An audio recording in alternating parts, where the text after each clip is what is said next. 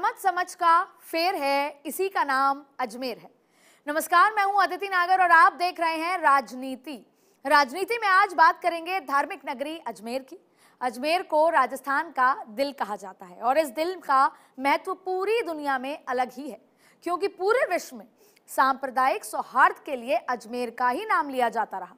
यहाँ एक तरफ तो विश्व का एकमात्र जगत पिता ब्रह्मा का मंदिर है, तो दूसरी तरफ विश्व विख्यात सूफी संत ख्वाजा मोइनुद्दीन हसन चिश्ती की दरगाह। देश दुनिया के बड़े बड़े नेता जब भी भारत आते हैं तो वो अजमेर जरूर होकर जाते हैं। अजमेर संभाग में विश्व की सबसे बड़ी मार्बल मंडी है, जहां से देश दुनिया में मार्बल की सप्लाई होती है। तो टेक्सटाइल इंडस्ट्री में भी अजमेर का नाम शुमार है। राजस्थान का दिल कहा जाने वाला अजमेर राजस्थान की राजनीति में काफी अहम है, क्योंकि ये वही अजमेर है जो देश के आजाद होने के बाद भी राजस्थान में विलय नहीं हुआ था और 1956 तक अजमेर एक अलग प्रदेश था। और इसका कारण था कि अजमेर को मरुधरा की राजधानी घोषित नहीं किया गया था।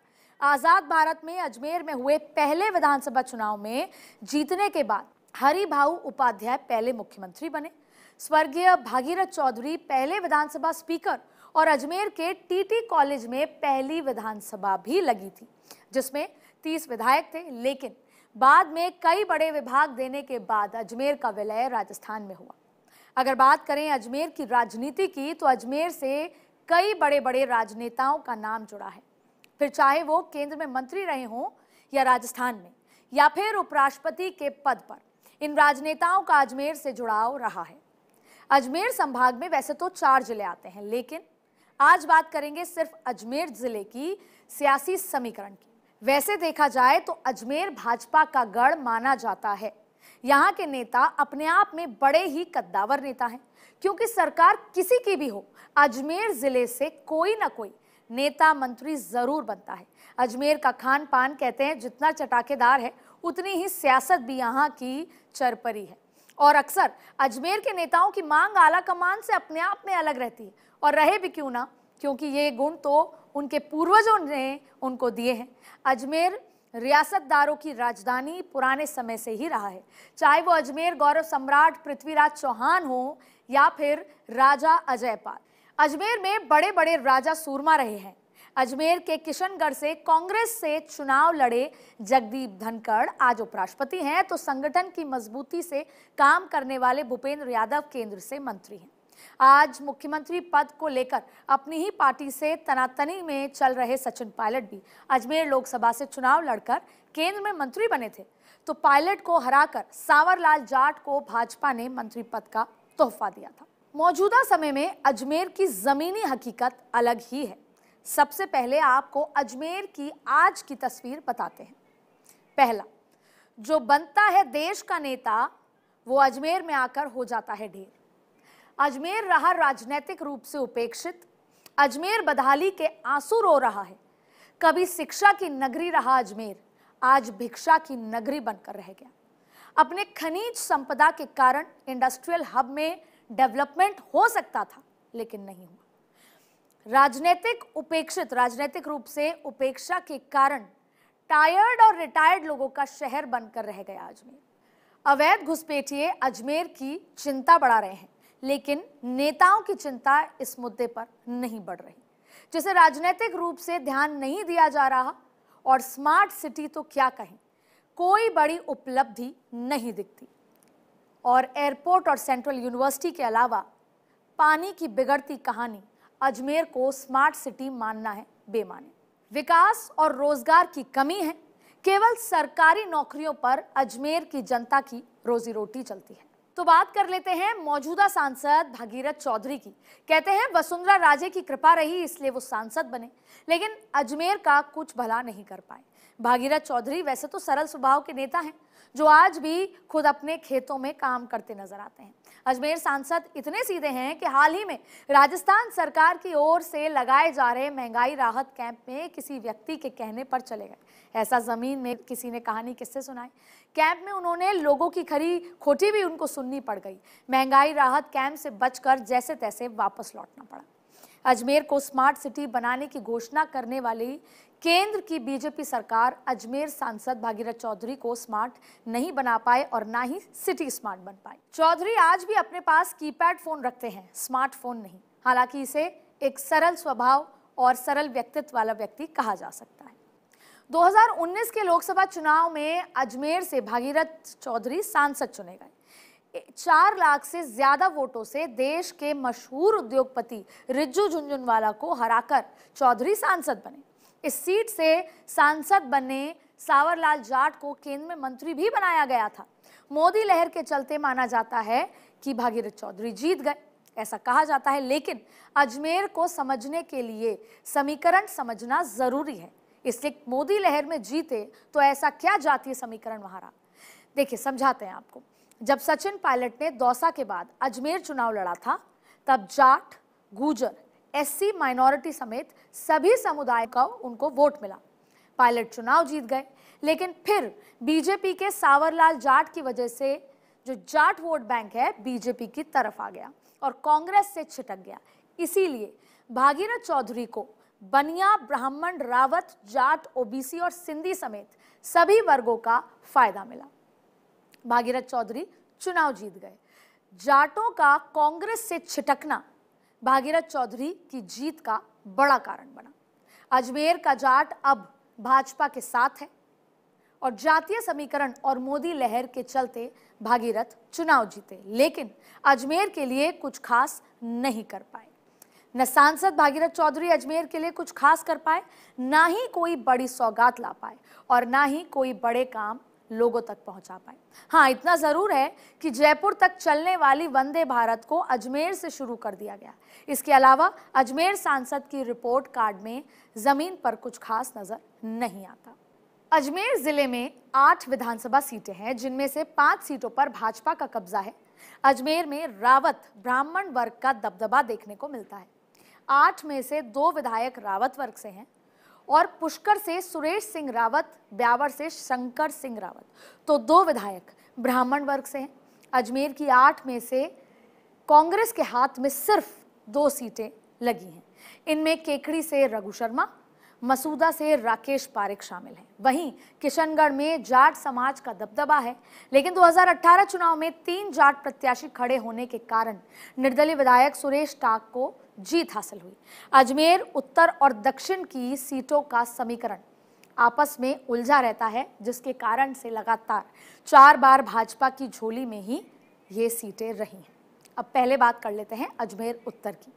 अजमेर उत्तर की सीट पर पिछले 20 सालों से भाजपा का कब्जा रहा और यहाँ के विधायक वासुदेव देवनानी लगातार 4 बार से विधायक बनते आए। 2 बार भाजपा सरकार में शिक्षा मंत्री भी रहे और कहा जाता है कि अजमेर उत्तर सीट पर सिंधी प्रत्याशी पर दबदबा रहता है। उनका भी दबदबा सिंधी वोट बैंक का रहता है। सिंधी वर्ग का वोट वहां पर अच्छा है। कांग्रेस से भी किशन मोटवानी यहीं से विधायक थे। देवनानी के सामने कांग्रेस ने जब भी कोई दावेदार मैदान में उतारा, उसे मुंह की खानी पड़ी। लेकिन जब जनता का मन टटोला गया तो कुछ लोगों ने कहा कि विधायक देवनानी हर जगह नजर आते हैं, लेकिन 20 साल अजमेर उत्तर बेहा।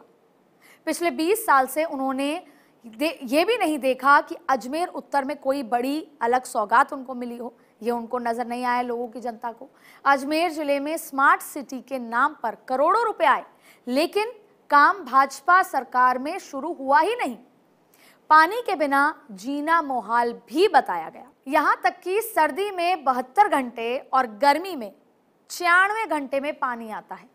बीसलपुर डैम जब बना था तब अजमेर के पानी की समस्या और 3 जगह सिंचाई के लिए, एक जगह तो अजमेर में पानी मिलना था और बाकी 3 जगह सिंचाई के लिए उससे पानी मिलना था, लेकिन अजमेर के हिस्से का पानी जयपुर, टोंक, दौसा में बट गया। अजमेर खाली हाथ रह गया। अजमेर का गला प्यासा रह गया। देवनानी का अपना दबदबा है, लेकिन इस बार उम्र आड़े आ सकती है। युवा चेहरे की मांग जमीन पर सुनाई दी गई। कांग्रेस अगर किसी सिंधी प्रत्याशी को मैदान में उतार देती है तो भी देवनानी के लिए जीत की राह आसान नहीं होगी। लोगों ने जमीन पर आरटीडीसी चेयरमैन धर्मेंद्र राठौड़ का भी नाम लिया। दरअसल अजमेर उत्तर में सभी जातियों का दबदबा है। बराबर वोट बैंक भी हैं, पर बीजेपी लगातार सिंधी समाज को ही प्रत्याशी बनाती आई, इसलिए दबदबा सिंधी समाज का ही रह गया। दरअसल बीजेपी का अपने आप में वहां उस सीट पर मजबूत होना, उसकी सबसे बड़ी वजह यही है कि सीट पर संघ का होल्ड बहुत अच्छा है और बीजेपी का काडर भी मजबूत है। बीजेपी के दावेदारों की बात करें तो वासुदेव देवनानी के अलावा सुरेंद्र सिंह शेखावत का नाम चर्चाओं में है। सुभाष काबरा भी, हालांकि पॉलिटिकली वो बहुत साउंड नहीं है, लेकिन सोशली काफी एक्टिव हैं, इसलिए उनका नाम भी दावेदारी में शामिल है। उधर नीरज जैन का नाम भी सामने आ रहा है। जब हमने जमीन पे गए तो नीरज जैन का नाम भी प्रबल तरीके से वहां की जनता ने लिया। नीरज जैन युवा मोर्चा के राष्ट्रीय उपाध्यक्ष रहे, एबीवीपी के प्रदेश मंत्री भी रह चुके हैं। स्टूडेंट लीडर की छवि है। संघर्ष करते करते हड्डियां भले ही तुड़वाई, लेकिन नीरज जैन को देखकर बीजेपी नेताओं की भौहें भी तन जाती हैं उनका संघर्ष देखकर। अभी अजमेर के डिप्टी मेयर भी हैं। अब संघ का जिस पर हाथ होगा उसी को टिकट मिलेगी। सिंधी नॉन सिंधी की लड़ाई में कोई दूसरा भी दाव मार सकता है। कांग्रेस की बात करें तो कांग्रेस से धर्मेंद्र राठौड़, महेंद्र सिंह रालावत, दीपक असनानी और अजय जैन का नाम भी सामने आ रहा है। अब बात करते हैं अजमेर दक्षिण सीट की। अजमेर दक्षिण सीट रिजर्व सीट में आती है। इस सीट पर अनीता बदेल का पिछले 20 सालों से कब्जा है। अगर बात करें दक्षिण क्षेत्र की तो यहाँ के हालात आज भी वही हैं। अगर बात करें आगामी विधानसभा चुनाव की तो बदेल के लिए चुनाव काफी मुश्किल रहेगा, क्योंकि लोगों के मन में बदेल को लेकर कई सवाल हैं। कहा जाता है कि बदेल को पर्दे के पीछे से सपोर्ट करने वाले एक नेता अब इस दुनिया में नहीं रहे, और जिस कारण उनका अब जीतना मुश्किल हो सकता है। हालांकि बदेल के जो पुराने समर्थक हैं वो भी हमें मिले और उन्होंने लंबी फहरिस्त उनके काम की भी गिनाई।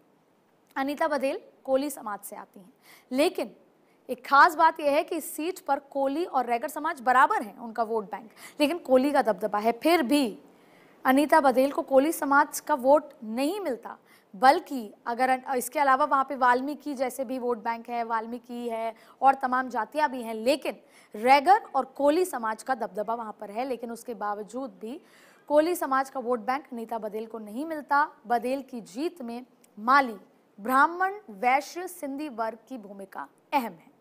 वासुदेव देवनानी और अनीता बदेल पहले दोनों एक दूसरे के से खिंचे रहते थे, लेकिन आज की जो स्थिति बनी हुई है, जिसमें दोनों की स्थितियां पॉलिटिकली ज़मीन पर बहुत खास नहीं है, तो अब दोनों आपस में बातचीत भी करते नजर आते हैं, दोनों एक दूसरे के साथ हैं। एक खास बात है, दोनों वसुंधरा राजे के करीबी भी रहना चाहते हैं, तो संघ की गुड बुक्स में भी रहना चाहते हैं।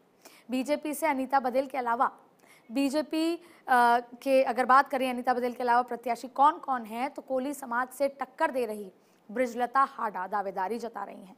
इन्हीं के पति डॉक्टर प्रियशील हाडा, जिनकी कोली समाज में काफ़ी पकड़ है, वो भी दावेदारों की लिस्ट में शामिल हैं। वहीं एक ट्विस्ट ये भी है कि नेहा भाटी का नाम भी ज़मीन पर आया।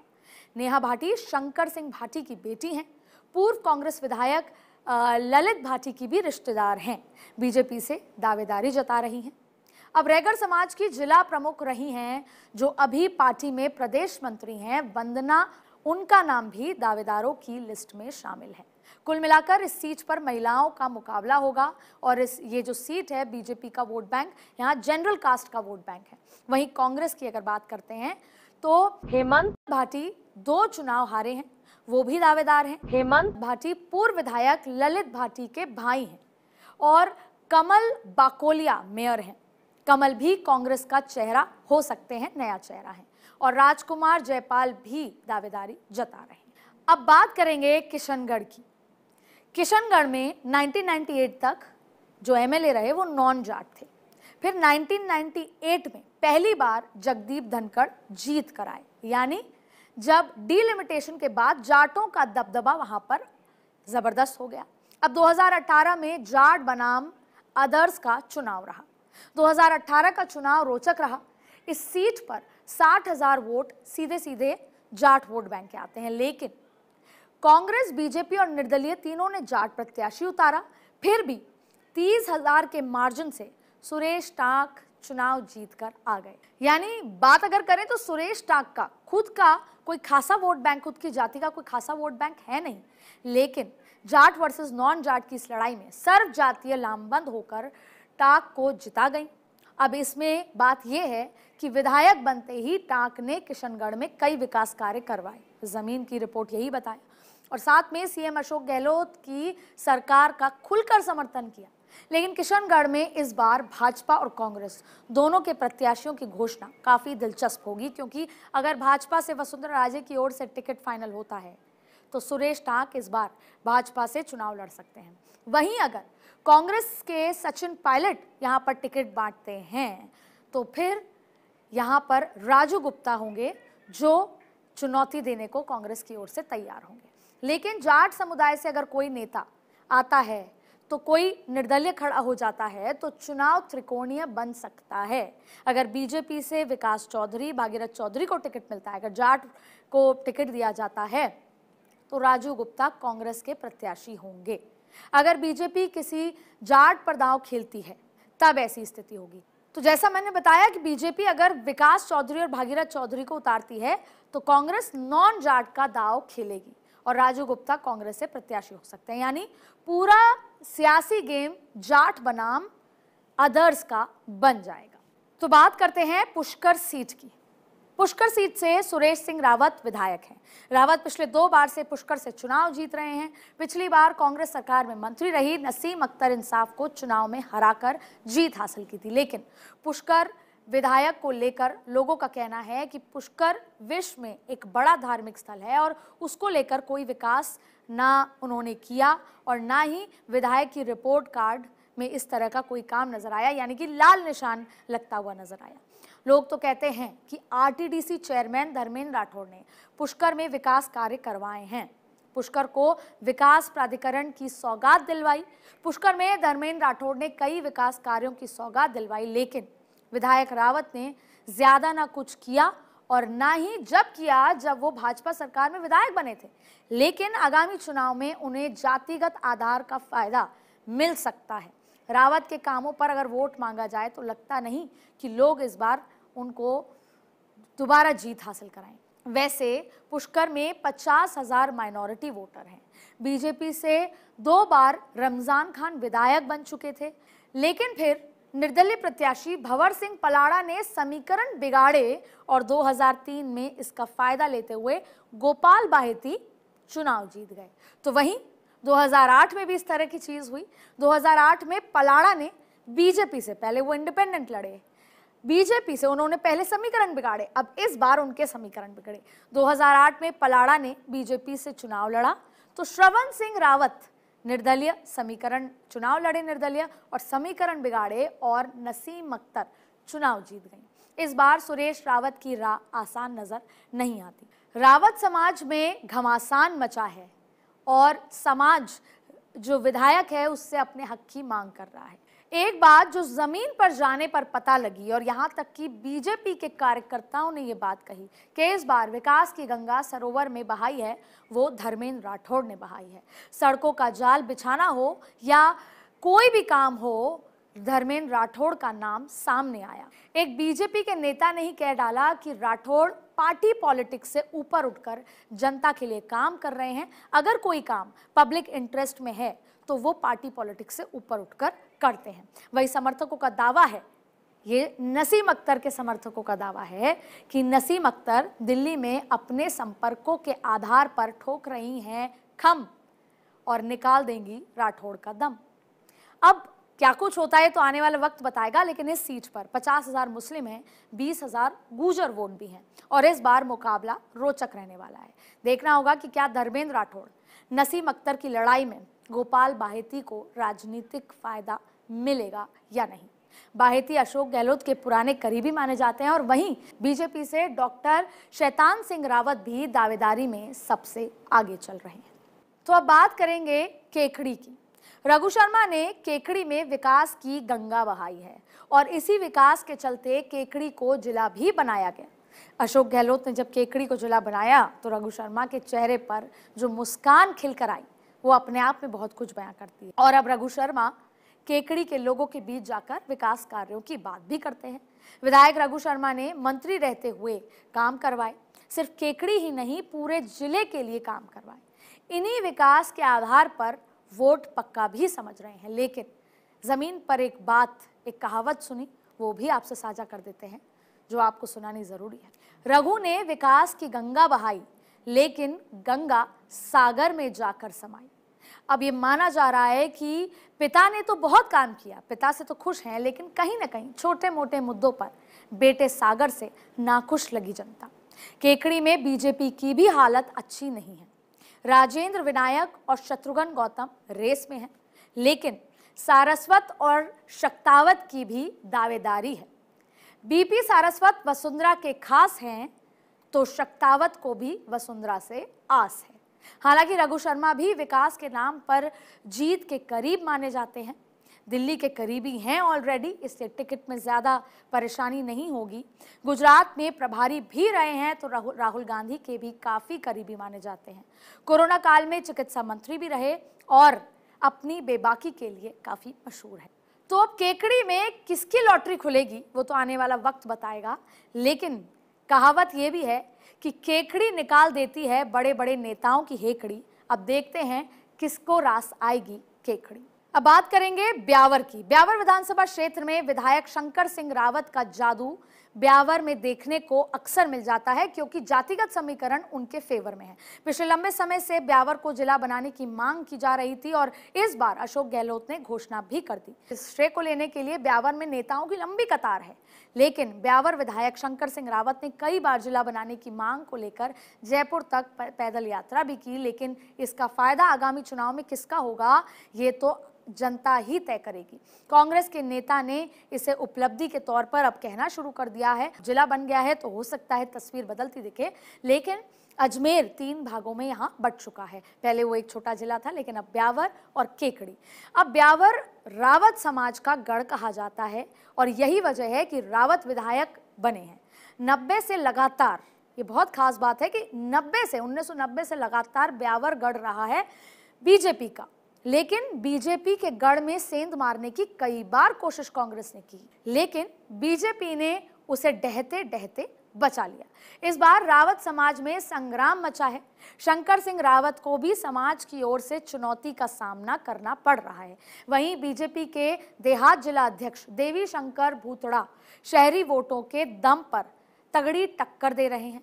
कांग्रेस की भी टिकटार्थियों में भारी झगड़ा नजर आ रहा है, या फिर मनोज चौहान पारस पंच का तगड़ा पंच पड़ेगा, ये भी आने वाला वक्त बताएगा। संघ के आशीर्वाद का दोनों को इन दोनों को रगड़ा है, जो नाम है इनको अगर संघ का आशीर्वाद मिलता है तो ये भी दावेदारी में शामिल है। मनोज रावत और तिलक रावत दावेदारी जता रहे हैं।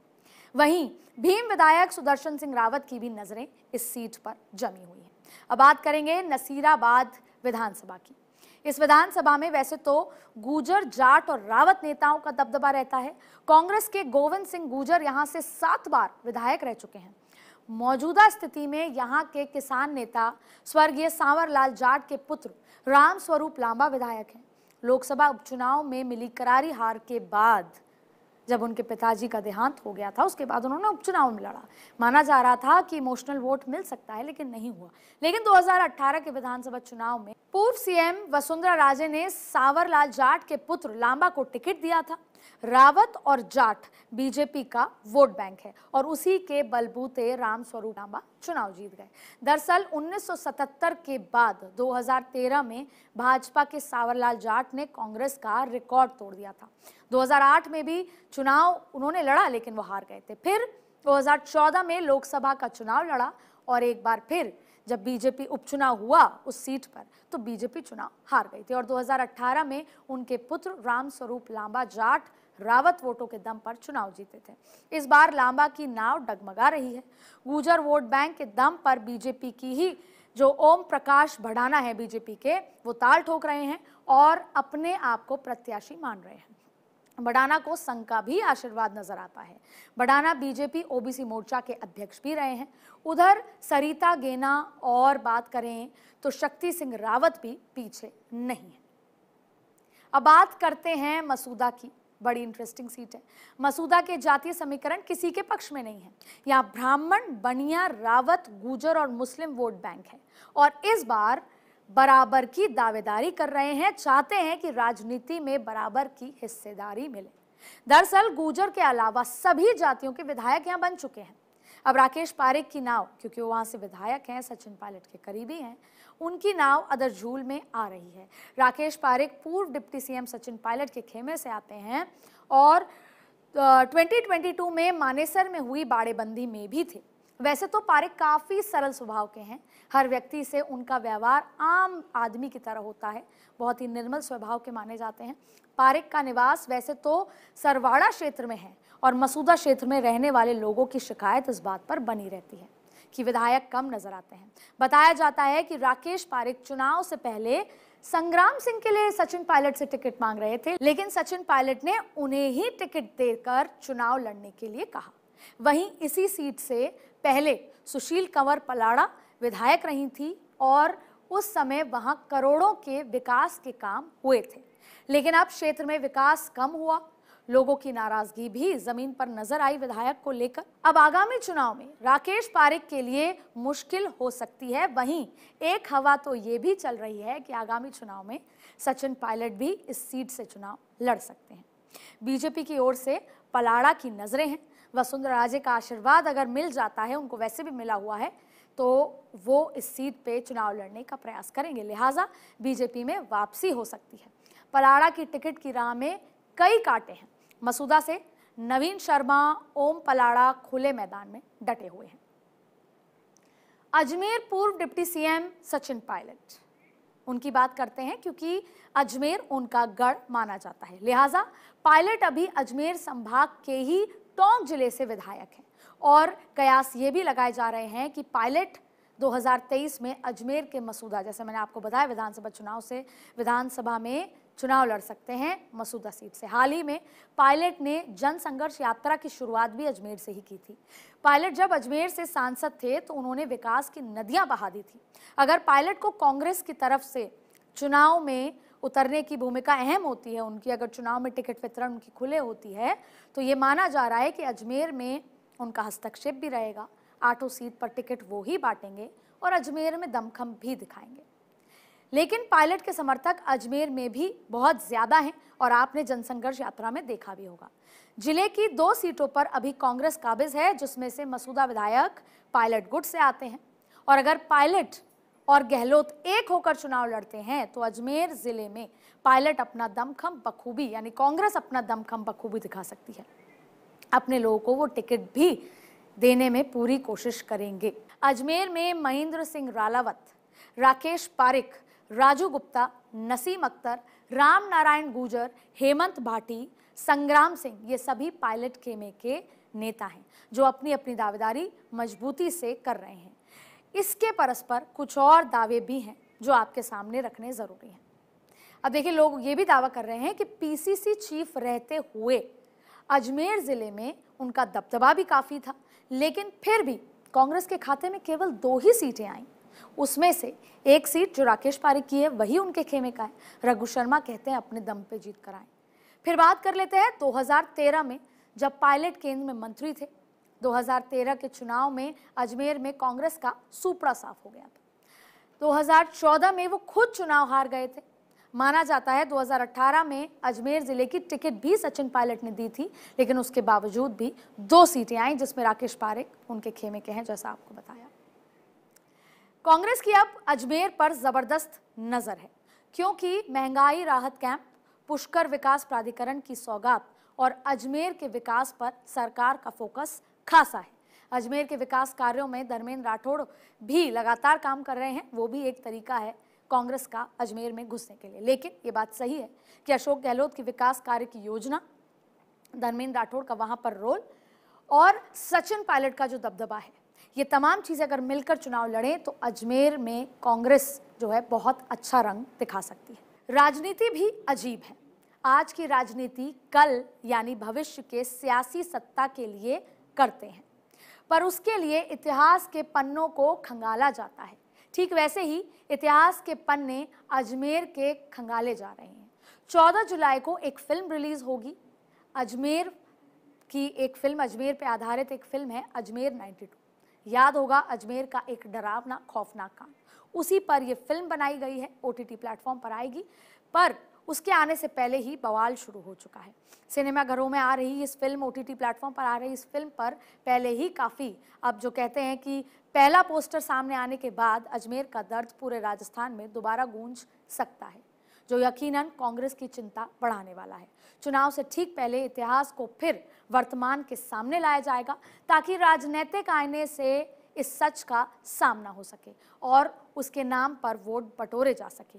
लेकिन ये पिक्चर अजमेर की ही नहीं, पूरे राजस्थान की सियासत को हिला कर रख देगी। नमस्कार।